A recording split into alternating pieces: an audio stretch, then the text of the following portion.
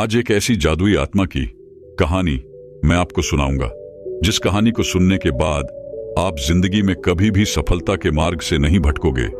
तो चलिए उस अद्भुत कहानी की शुरुआत करते हैं। यह एक बहुत ही प्राचीन कहानी है। एक गांव में एक लड़का रहता था जो कि बहुत ही महत्वाकांक्षी था। उसे अपने जीवन में बहुत बड़े बड़े काम करने थे। इसी कारण गांव के सभी लोग उसे बहुत पसंद भी करते थे और उसकी बहुत तारीफ भी करते थे, क्योंकि वह बहुत ही ज्यादा मजबूत, मेहनती और बुद्धिमान भी था। उसकी मेहनत और लगन को देखकर सभी गांव वालों को यही लगता था कि यह लड़का जरूर एक दिन कुछ बड़ा करेगा, हमारे गांव के हालात ठीक करेगा, हमारे गांव को आगे लेकर जाएगा। और उस जवान लड़के को भी यह विश्वास था कि वह जो चाहे बन सकता है, इसीलिए वह हमेशा चौड़ा होकर चलता था, पूरे आत्मविश्वास के साथ। उसकी आंखों में हमेशा जोश और आत्मविश्वास दिखाई पड़ता था, और यह आत्मविश्वास ऐसे ही नहीं आया था। इस आत्मविश्वास के पीछे थी उसकी कड़ी मेहनत, क्योंकि वह घंटों घंटों तक तलवारबाजी सीखता रहता था, तलवारबाजी का कड़ा अभ्यास करता रहता था, जिसकी वजह से उसका शरीर बहुत ही मजबूत और शक्तिशाली बन चुका था। ऐसे ही कई बार जब वह तलवारबाजी करके घर वापस आ रहा होता था, तो रास्ते में कई सारी लड़कियां उसे देखकर मुस्कुराती थीं, और बदले में वह भी उन्हें देखकर मुस्कुरा देता था। वह उनमें से एक लड़की को पसंद भी करता था, लेकिन फिर भी वह उन पर ज्यादा ध्यान नहीं देता था। वह वापस से अपने घर आकर अपने तलवार की धार को तेज करने में लग जाता और फिर उसे लेकर तलवारबाजी का अभ्यास करता। ऐसे ही वो रात में और भी ऐसे कई सारे काम करता जो उसे एक अच्छा तलवारबाजी बनाने में उसकी मदद करते थे। अब यही उसका नियम बन चुका था। ऐसे ही एक अंधेरी रात को वह लालटेन जलाकर अपनी तलवार को तेज कर रहा था।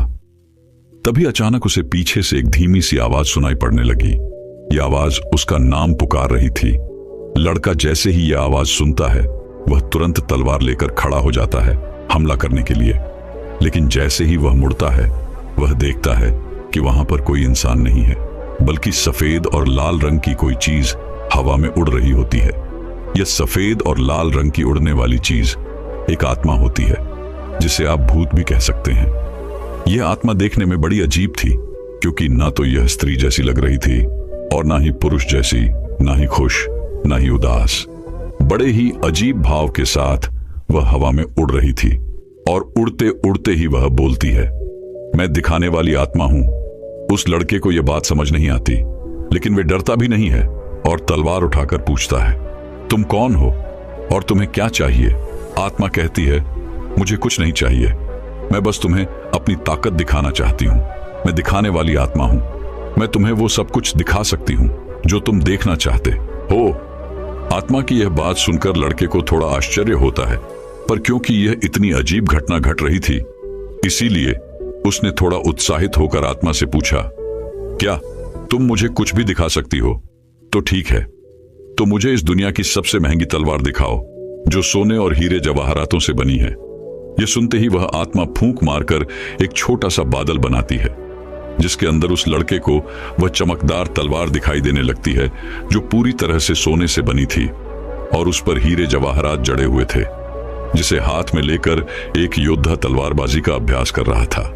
यह दृश्य थोड़ी देर तक रहता है और फिर गायब हो जाता है, लेकिन यह सब देखकर वह लड़का बहुत खुश हो जाता है और सोचता है, यह तो सच में बहुत ही मजेदार और काम की आत्मा है। उसके दिमाग में एक विचार और आता है, जो किसी भी नौजवान के दिमाग में आमतौर पर आता है। वह मुस्कुराते हुए बोलता है, अब तुम एक काम करो, मुझे इस दुनिया की सबसे खूबसूरत लड़की दिखाओ। वह जैसे ही यह बोलता है, उसके सामने फिर एक बादल बन जाता है, जिसके अंदर एक बहुत ही खूबसूरत लड़की प्रकट हो जाती है। इतनी खूबसूरत लड़की जितना उसने आज तक अपने सपने में भी नहीं सोचा होता है। उस लड़की के लंबे काले बाल होते हैं, बड़ी और गहरी आंखें होती हैं, सुंदर सा चेहरा और एक बहुत ही आकर्षक सा शरीर होता है, जिसे देखकर वह जवान लड़का एकदम जम सा जाता है, या ये कहो कि उसकी आंखें फटी की फटी रह जाती हैं। वे अगले कुछ मिनटों तक उस लड़की को ही एकटक देखता रहता है। फिर अचानक वह तस्वीर और वह बादल उसकी आंखों के सामने से गायब हो जाते हैं, जिससे इस लड़के को बहुत बुरा महसूस होता है। थोड़ी देर बाद वह लड़का अपने होश में वापस आता है और उस आत्मा से कहता है कि तुम एक काम करो, अब मुझे इस दुनिया का सबसे ताकतवर योद्धा दिखाओ। ये सुनते ही वह आत्मा फिर से एक बादल बनाती है, जिस पर एक बहुत ही ताकतवर योद्धा की तस्वीर उभर कर आती है। वह योद्धा देखने में बहुत ही लंबा चौड़ा, शक्तिशाली और खतरनाक लग रहा था, जो कि एक एक करके सभी दूसरे योद्धाओं को मार रहा था। उस योद्धा की ताकत और तलवारबाजी को देखकर वह लड़का बहुत ही प्रभावित होता है और मन ही मन सोचता है कि एक दिन मैं भी इसी के जैसा योद्धा बनूंगा। अब यह सब चीजें देखने के बाद वह लड़का उस आत्मा से बोलता है, यह सब बहुत हो गया, मैंने बहुत सारी चीजें देख ली हैं, अब तुम यहां से जा सकती हो। यह बोलने के बाद लड़का वापस से अपने तलवार की धार को तेज करने में लग जाता है और अपने काम में व्यस्त हो जाता है। वह आत्मा लड़के की बात का जवाब देते हुए बोलती है, ठीक है, अगर तुम्हें अभी कुछ और नहीं देखना तो अभी के लिए मैं तुम्हारे घर से जा रही हूं, लेकिन अगर कभी तुम्हारा मन करे कुछ देखने का तो तुम अपने घर के पीछे वाले जंगल में आ जाना। मैं तुम्हें वहां वो सारी चीजें दिखा दूंगी जो तुम देखना चाहोगे।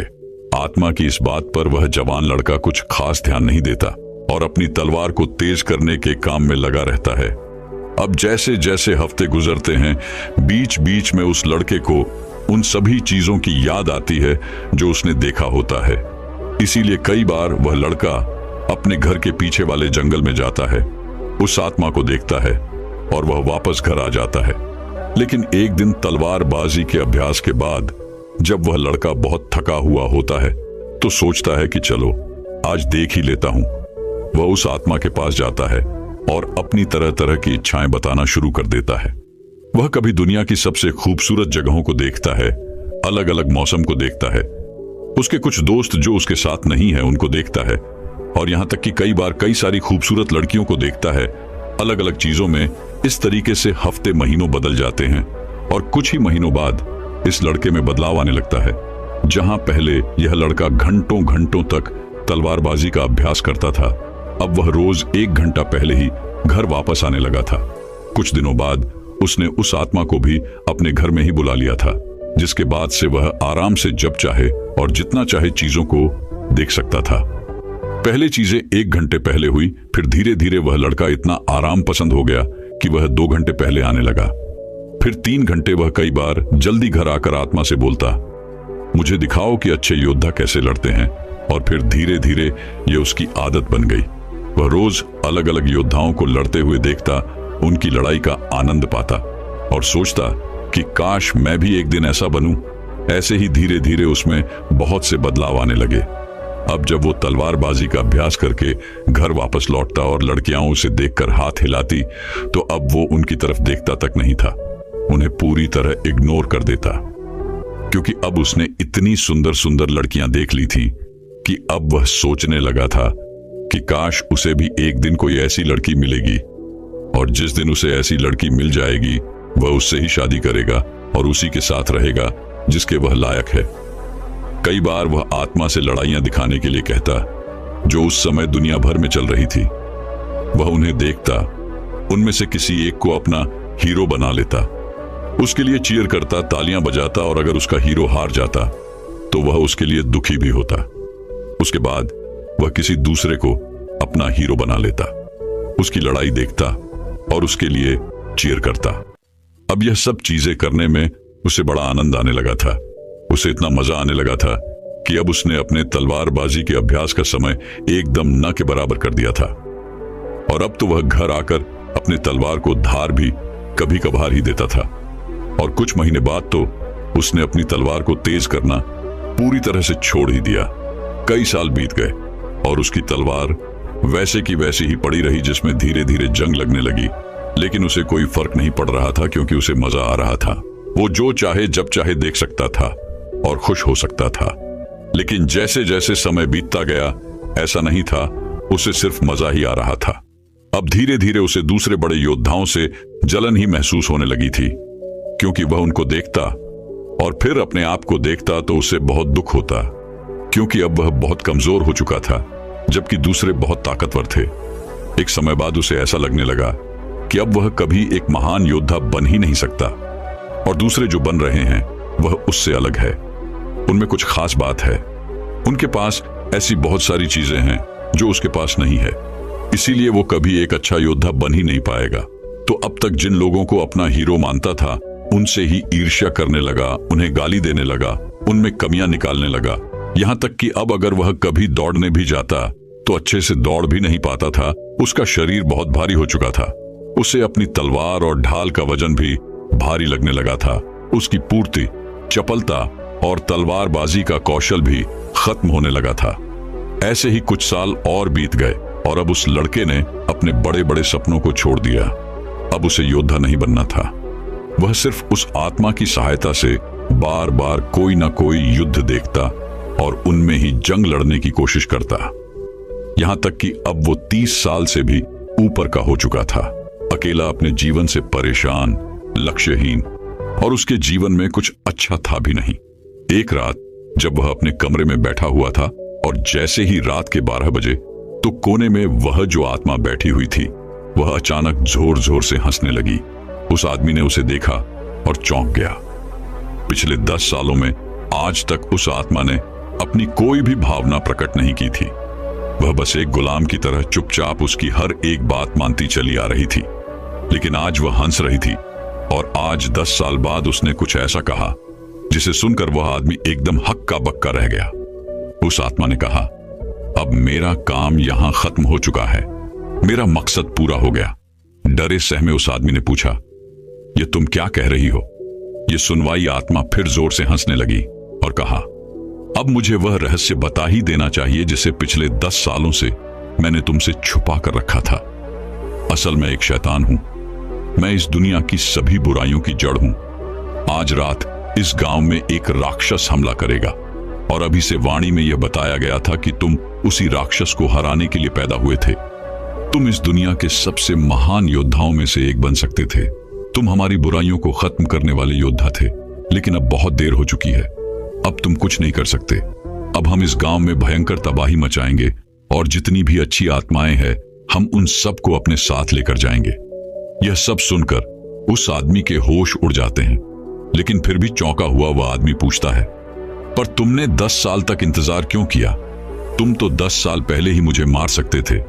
तब आत्मा ने कहा, देखो महावीर, में यह भी बताया गया था कि तुम्हें इस दुनिया का कोई भी राक्षस, कोई भी शैतान, कोई भी योद्धा हरा नहीं सकता था, और मैं तो बस एक छोटी सी आत्मा हूं। मैं तो तुम्हें छू भी नहीं सकती थी, लेकिन अगर तुम्हें कोई हरा सकता था तो वो तुम खुद थे। इसीलिए मैंने तुमसे लड़ने की बजाय तुम्हें धीरे धीरे झड़ दिया। तुम्हें ऐसी ऐसी फैंटेसी दिखाई, ऐसी ऐसी चीजें तुम्हारे साथ करी जिससे तुम अपने लक्ष्य से भटक गए और धीरे धीरे कमजोर होते चले गए। आज तुम इतने कमजोर आदि बन चुके हो जो न तो अपनी रक्षा कर सकता है और ना ही इसकी होगी। ये सुनते ही उस आदमी का दिमाग एकदम हिल गया। उसे जोर का सदमा लगा। उसके पेट में दर्द चालू हो गया, इतना दर्द कि वह वहीं जमीन पर गिर पड़ा और फिर धीरे धीरे दर्द में कराते हुए उसने कहा कि क्या उन खूबसूरत लड़कियों को मैं फिर से एक बार देख सकता हूं? इस पर उस शैतानी आत्मा ने हंसते हुए कहा, हां, हमेशा, लेकिन सपनों में। दोस्तों, यह कहानी पूरी तरह से हमारे आज के समय में भी फिट बैठती है और अब तक आपने समझ भी लिया होगा कि आज के समय में हमारे लिए वो शैतान, वो डेविल कौन है। Internet, social media, porn, drugs और ऐसे बहुत से एडिक्शन जो आज की यंग जनरेशन को लगातार पीक और पर्पसलेस बनाते जा रहे हैं। हर एक इंसान जिसने अपने बचपन में कुछ सपने देखे थे वो उन सपनों को काफी हद तक पूरा कर सकता है, लेकिन जैसे जैसे वह बड़ा हुआ उसे आराम की लत लग गई। बिना मेहनत के चीजों को पाने की आदत पड़ गई। काम को टालना उसकी आदत बन गई। उसने ऐसे ऐसे एडिक्शन पा लिए जिसने उसे उसके लक्ष्य से भटका दिया। इसीलिए वह बड़ा तो हुआ, लेकिन उसके सपने छोटे होते गए और अंततः उसने अपने ड्रीम्स को गिव अप कर दिया। आज के समय में इंसान का जीवन इतना आसान हो गया है जितना पहले कभी नहीं था। आज वह इंटरनेट के थ्रू जो चाहे जब चाहे देख सकता है और खुश हो सकता है। उसे इसके लिए कोई मेहनत नहीं करनी पड़ती। आजकल डेली नीड्स की चीजें भी बहुत ही आसानी से उपलब्ध हैं, जिसके लिए पहले इंसान को काफी शारीरिक मेहनत करनी पड़ती थी। आज का आदमी जो वह बनना चाहता है उस काम को और उसके रिजल्ट को इंटरनेट पर बड़ी ही आसानी से देख सकता है और खुश हो सकता है जिससे उसके दिमाग को सस्ता डोपामिन मिल जाता है। अब क्योंकि दिमाग को उस रिजल्ट का डोपामिन मिल चुका है, इसीलिए वो उस इंसान को, उस रिजल्ट को रियल लाइफ में हासिल करने के लिए कुछ नहीं करता। इसके बजाय वह और सस्ते डोपामिन की तलाश में इंसान को ऐसे ही और चैलेंजेस को इंटरनेट पर देखने और उसके लिए खुशी मनाने के लिए मोटिवेट करता रहता है, जिससे इंसान इस फेक हैप्पीनेस हार्मोन का आदी हो जाता है। तो दोस्तों, अब अगली कहानी की शुरुआत कुछ इस प्रकार होती है। लखन अपने बीवी बच्चों के साथ एक पहाड़ी इलाके में रहता था। उसकी झोपड़ी के सामने एक बड़ा सा पेड़ था, जिस पर बैठकर एक बुलबुल गाते रहती थी। एक बार की बात है, बुलबुल के बच्चे हुए और जब बुलबुल के बच्चे उड़ने लायक हुए, वह उन्हें उड़ना सिखाने लगी। एक दिन वह पेड़ से उतरकर लखन की झोपड़ी के सामने बच्चों को उड़ना सिखा रही थी, उन्हें दाना चुगना सिखा रही थी, उनके साथ खेल रही थी। लखन भी अपने 3 साल के बच्चे को अपनी गोद में लिए ये सब देख रहा था। अचानक से वह बच्चा बार बार जिद करने लगा कि मुझे बुलबुल का बच्चा लाकर दो। लखन अपने बच्चे के मोह में पागल हो चुका था। वह अपने बच्चे के लिए सब कुछ करता था। बच्चा जो भी मांगता वह उसे लाकर देता था। लखन ने धीरे से अपने पैर में पहनी हुई चप्पल हाथ में ली और उसे जोर से एक बुलबुल के बच्चे पर फेंक दिया। बुलबुल का बच्चा वहीं जमीन पर गिर पड़ा। उसने बुलबुल के बच्चे को उठाकर अपने बच्चे को दे दिया, लेकिन उसका बच्चा उस बुलबुल के बच्चे के साथ करता भी क्या। वह बुलबुल का बच्चा न तो बोल रहा था, न फुदक रहा था और न ही उदय का प्रयास कर रहा था। अपनी गर्दन को एक तरफ लटकाए बस पड़ा हुआ था। वह बच्चा उसके साथ क्या करता। थोड़ी देर उसने उसके पंख देखे, उसका रंग देखा, उसे हिलाया डुलाया, लेकिन वह बुलबुल का बच्चा तो अपनी गर्दन लटकाए निष्प्राण पड़ा हुआ था। उस बच्चे ने उसकी आंखों में उंगली डाली। उसकी चोंच खोलनी चाहिए, उसे दबाया और फिर उसके पैर पकड़कर उसे आसमान की तरफ उछाल दिया। वह बुलबुल का बच्चा धड़ाम से जमीन पर आकर गिर पड़ा, क्योंकि वह तो पहले ही मर चुका था। लेकिन बच्चा तो बच्चा ही है।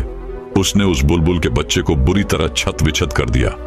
उसके सारे पंख नोच डाले, उसके गर्दन मरोड़ दी और लखन यह सब देख रहा है। वह यह सोचकर खुश है कि बच्चा खेल रहा है, लेकिन यह सब देखकर उसके अंदर जरा भी दर्द नहीं आया। क्यों? क्योंकि मोह में इंसान इसी तरह अंधा हो जाता है, जड़ हो जाता है। मोह इंसान का बहुत बड़ा शत्रु है। यह उसे अंधा बना देता है, उसके अंदर निर्दयता और जड़ता लाता है और मनुष्य अपने इस अंधेपन का शिकार होकर इतने अधर्म इकट्ठा कर लेता है कि जब उसका हिसाब देना पड़ता है तो कहता है कि मैंने तो कुछ किया ही नहीं। यही अंधापन है और यही जड़ता है मोह की। जिस प्रकार महाभारत में धृतराष्ट्र अपने बड़े पुत्र दुर्योधन के मोह में इतना अंधा हो गया था कि उसे दुर्योधन के सभी बुरे कृत्य, उसकी नादानी और बचपना प्रतीत होते थे। और मोह में इंसान के साथ अक्सर ऐसा ही होता है। अगले महीने बरसात का मौसम आया, लेकिन बुलबुल डर के मारे अगले कई दिनों तक उसकी झोपड़ी के सामने वाले पेड़ पर भी नहीं आई।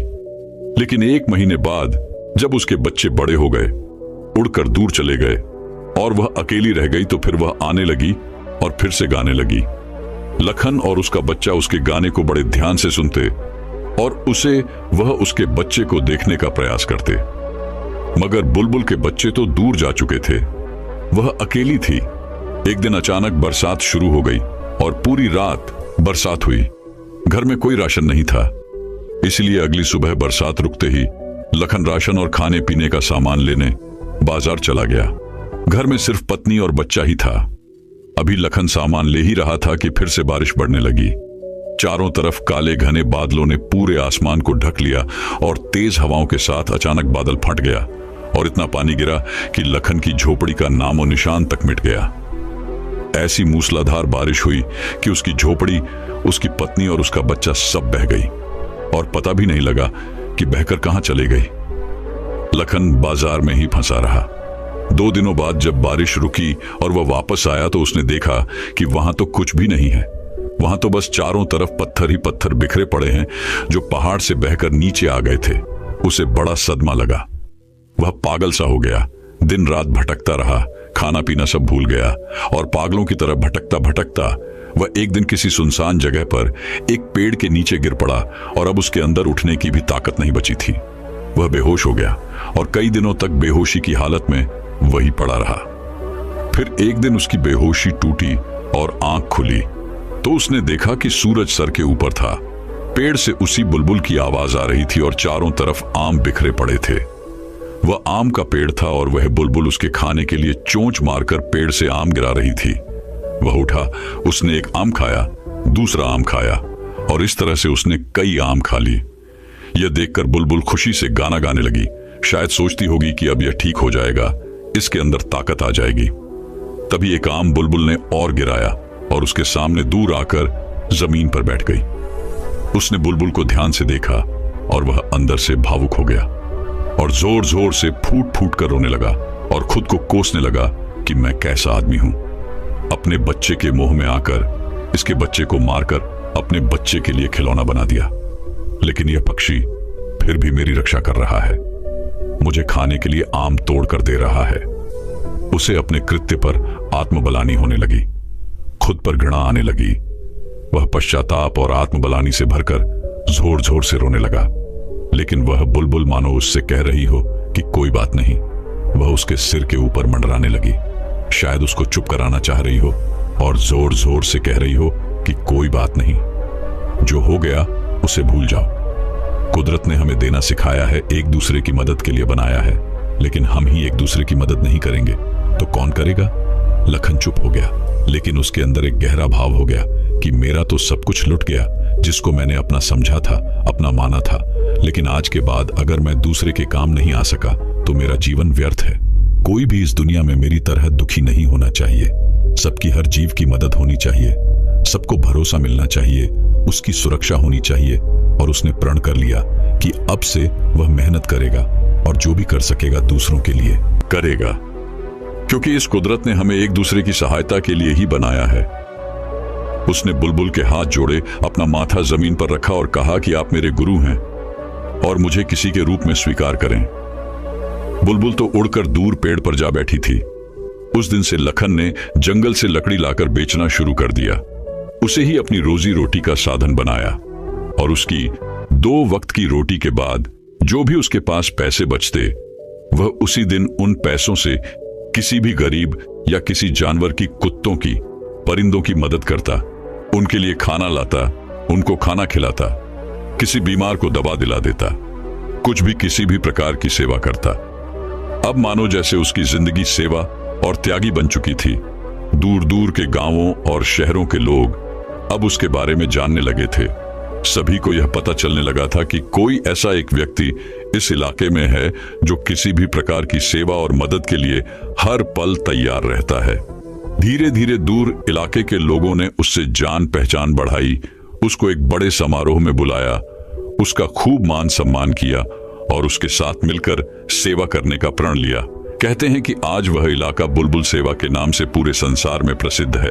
दोस्तों, शायद यह एक काल्पनिक कहानी है, लेकिन यह एक आदर्श और एक सीख प्रस्तुत करती है कि इस दुनिया में हमें एक दूसरे की मदद के लिए ही बनाया गया है, एक दूसरे को प्रताड़ित करने या दुख देने के लिए नहीं। हमें जरूर इस कहानी से सीख लेनी चाहिए और जहां तक संभव हो सके दूसरों की मदद करनी चाहिए। दोस्तों, मैं उम्मीद करता हूं कि यह कहानी सुनने से आपके जीवन में अच्छे बदलाव आए होंगे।